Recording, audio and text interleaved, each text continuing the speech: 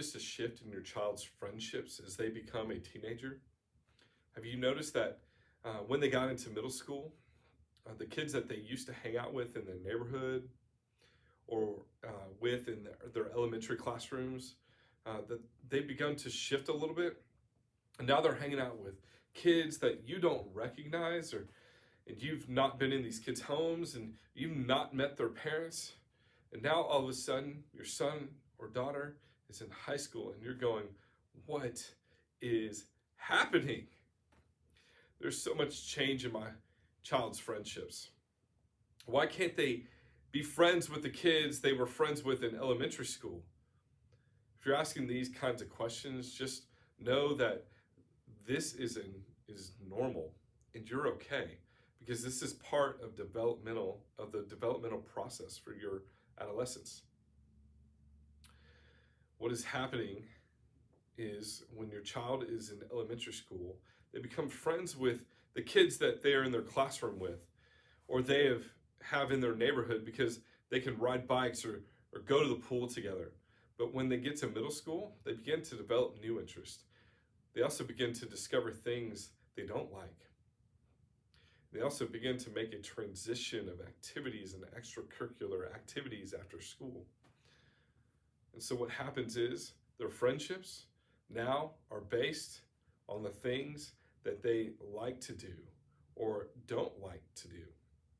And that shift begins to occur. Here are 3 tips that you can share with your teenager on how to help the shift occur naturally. Because even though your son or daughter might not talk about it, they're probably thinking about it. They might see that old childhood friend on social media, maybe on Instagram or Snapchat, and they might wonder.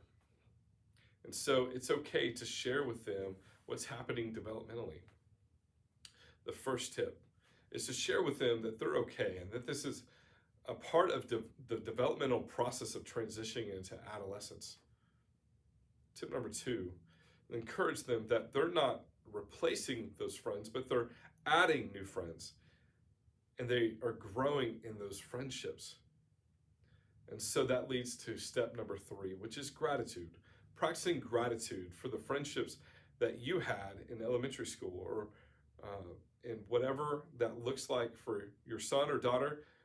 That might be writing that out. It might be just writing a note to your childhood friend and saying, hey, thanks so much. I really enjoyed hanging out with you. Or it could just be sending them a direct message on Instagram or Snapchat, just saying, hey, how's middle school going? And as they get older, help them to begin to process that transition.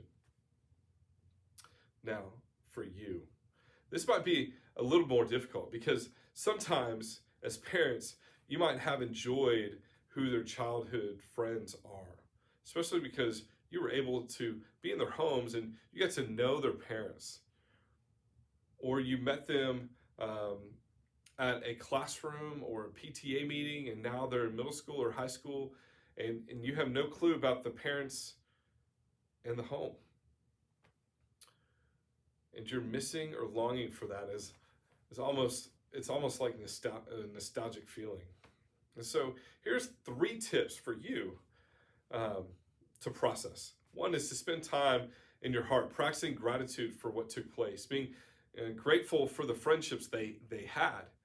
Step number 2 is to spend time with the parents that you really liked. As kids transition, they begin to develop their own set of relationships. And if there was a mom or a dad you really liked and you liked hanging out with them, then say, hey, you know what? I don't have to get the kids together for us to hang out. Would you like to go get a cup of coffee?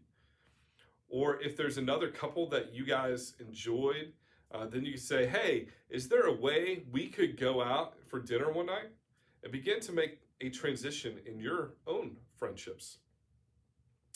Tip number 3 is to see that adolescence is a chance for you to have a front row seat to watch your child develop into the young man or young woman God has called them to be.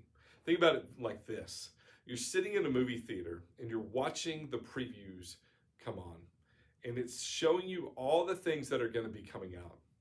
That's what adolescence is. It gives you a preview of who the man or the woman that your child is going to be. And it gives you a glimpse of that. It's special. And you can enjoy having a front row seat to watch what God is doing in their lives.